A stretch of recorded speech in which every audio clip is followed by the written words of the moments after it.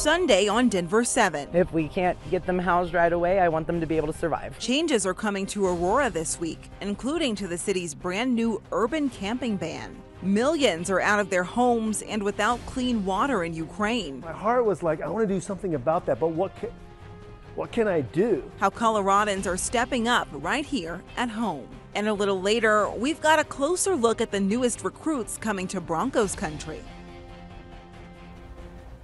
Good morning and welcome to Denver 7 News. I'm Jessica Crawford. And I'm Katie LaSalle. Thank you so much for joining us this Sunday morning. Here's a look at the stories we're following for you today. Colorado activists are going to be in Washington, D.C. today for a May Day rally. Members of the Colorado Immigrant Rights Coalition are joining cyclists who biked more than 1,800 miles from Denver to Washington, D.C. to demand citizenship for all. Thousands are set to gather to call for action for immigrant rights in the U.S. by the Biden administration. May Day is also known as International Workers' Day, and it's to celebrate the working class around the world.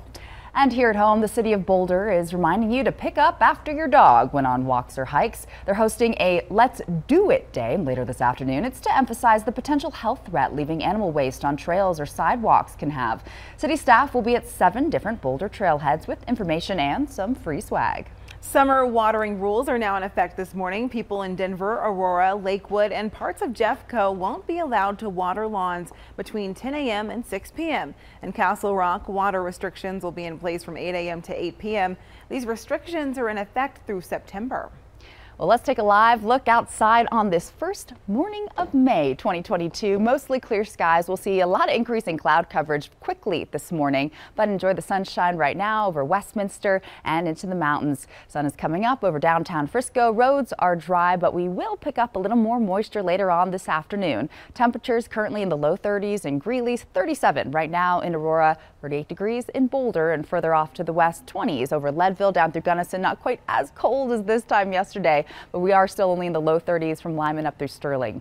Your walk the dog forecast for this morning will hover in the low 40s through 8 o'clock, and then temperatures will climb to the high 50s right around noon and top out in the 60s to right around 70 degrees today. Here's a look at Futurecast. The winds will start to kick up, especially over higher terrain. We'll start to see a little bit of moisture move into higher mountain passes, and then later on this evening could see a few rain showers develop and a few storms across eastern Colorado. I'll take you through the full Futurecast still to come. Thanks, Katie. Well, soon unhoused people won't be able to camp on public property in Aurora without permission. It's part of the city's new urban camping ban that's now partially in effect. Here's a breakdown of this new ordinance. City officials have to give people living in encampments a 72-hour notice to relocate, and this can only happen if the city has open shelter space. There's also an amendment allowing the city manager to create a policy for storing personal property from those sweeps. And for some, these encampments are where they start their day. Denver 7's Christian Lopez is live now with the story of one organization working to help keep people living on the streets alive. Yeah, Jessica, there's a team that goes out to homeless encampments every week to try to connect people to different resources. They go out 5 days a week. This is part of Aurora Street Outreach Team, and it's made up of Michael Smith and Aaron Kay. And they go out and they give people water, food, blankets, and rides to the Aurora Day Resource Center where people can shower and do laundry. They also help people get in contact with case managers. And these are just little steps they hope will get more people off the streets. People wind up out here for different reasons. Occasionally we have loss of jobs, so we try to hook those people up with folks who can help them gain employment. If it's an ID issue, we try to make sure that they get their IDs, because you can't get a place without ID and income. Aurora city leaders are set to discuss this camping ban even further during their meeting tomorrow. Live this morning, I'm Christian Lopez, Denver 7. When we ask city leaders about tomorrow's meeting, they say there are several things that still need to be set up under the ordinance. In a statement, they said in part the city of Aurora remains committed to a compassionate and care-focused approach to balancing the needs and security of those experiencing homelessness with the concerns of community members and the need to maintain the safety and health of the city.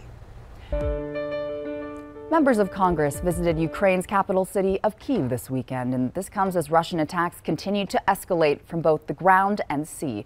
There's new harrowing images of cities turned to rubble from these attacks as thousands continue to flee. And in an address on Saturday, Ukraine's President Volodymyr Zelensky called this war, quote, senseless. And here's an often overlooked aspect of war: access to water. Russian attacks in Ukraine have left many cities without safe, reliable sources of water, and that's forcing many Ukrainians to risk disease and even death just to get a drink. Yes, and now a Colorado nonprofit, they're stepping up and taking action. Number 7's Rob Harris explains how. Good job.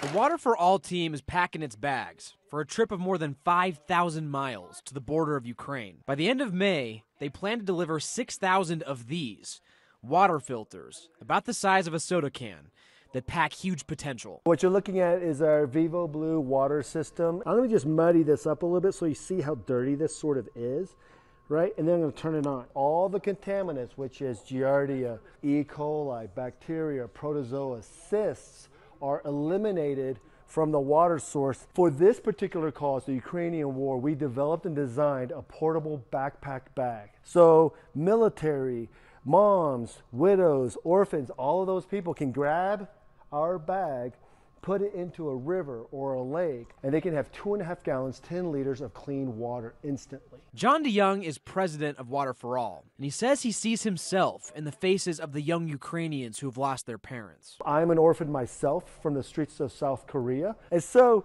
when we think about the widows and the orphans and the people and the soldiers that are in Ukraine right now, they need clean water. It's about life and death, clean water, but also the power of reminding people that you're not alone. Sarah Davison Tracy leads the Seeds of Exchange, a Colorado nonprofit that's helping Water for All. After hearing the mission, she felt she needed to join the journey to Europe and help the millions of people who are now displaced. There are lots of people on the move right now. They're fleeing one town and heading to another. We've heard reports of people hiding out and camping up in the hills. They can hang the backpack from a tree. They can carry it on their back along with their suitcase and have clean, safe water. The goal is to have shipped 100,000 filters to Ukraine by the end of the year, each work for up to 3 years. And DeYoung says he's personally heard from mayors of Ukrainian cities asking for deliveries. They're going to be able to serve a family or a military person today and tomorrow and into the future of the rebuild of Ukraine, which is amazing. For Denver 7, I'm Rob Harris. We're just getting started for you here on Denver 7, and next we're getting a closer look at how your donations are helping Marshall Fire victims for weeks to come. Plus, as we head into summer, CDOT is taking extra care to keep I-70 open. What changes you can expect to see.